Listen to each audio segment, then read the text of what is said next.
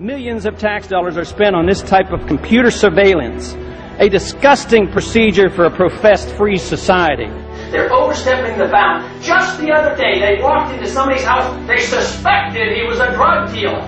He was using his automatic selector, and then police marched in, and they said it looked like a gun after they killed the man.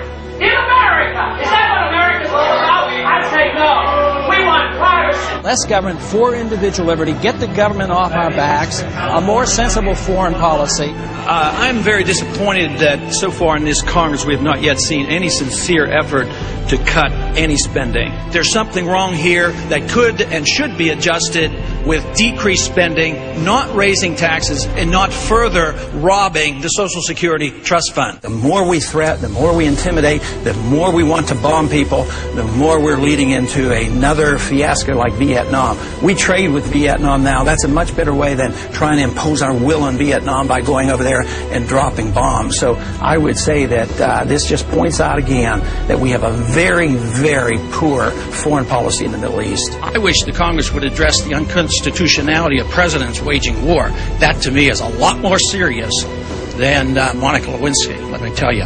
The corporations are in bed with the government. Peace and harmony can never be achieved by bombs and intimidation. Mr. Speaker, over the last 3 to 4 years, I've come to the floor on numerous occasions trying to sound a warning about both our foreign policy and our monetary policy. The cause is the Federal Reserve.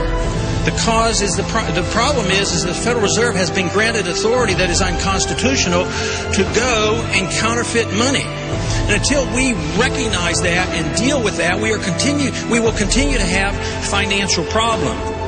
The Federal Reserve credit created during the last 8 months has not stimulated economic growth in technology or the industrial section, but a lot of it ended up in the expanding real estate bubble.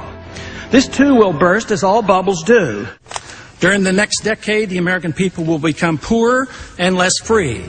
I do not see any reason whatsoever to take young men and young women and send them 6,000 miles off to a land to attack a country that has not committed any aggression against this country. War is not popular. People get killed and body bags end up coming back. I don't want anybody's legs shot off for some reason that is not justified, and it's not a declared war. I think that should be the litmus test of everybody in this country and everybody over on that hill, too. If this war is worth fighting, are you willing to go and lose your legs, lose your life, or send your kids or send your grandkids? Will our country become freer, richer, safer, and more peaceful? Or will we continue to suffer from lost civil liberties, a stagnant economy, terrorist threats, and an expanding war in the Middle East and Central Asia? Is it not possible that George Washington's admonition to avoid entangling alliances is sound advice even today? Both candidates supported the war in Iraq and the continuation of it. Both supported the Patriot Act and its controversial attack on personal privacy.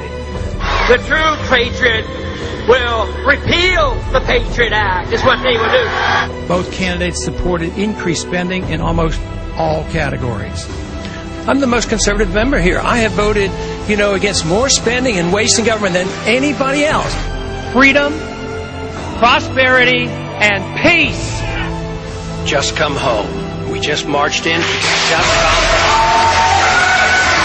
We have allowed our nation to be overtaxed and overregulated and overrun by bureaucrats. The founders would be ashamed of us for what we're putting up with.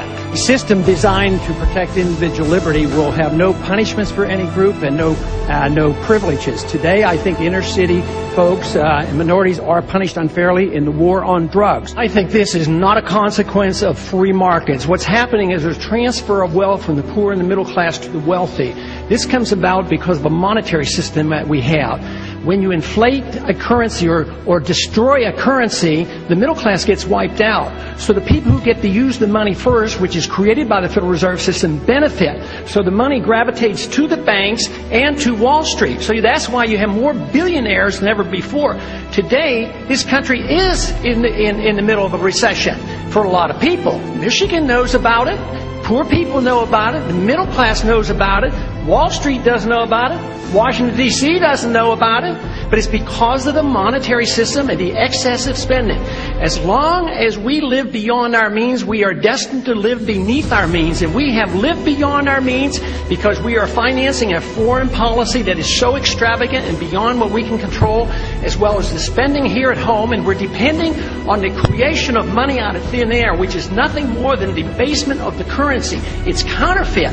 And it is a natural, predictable consequence that you're going to have people benefit from it and other people suffer.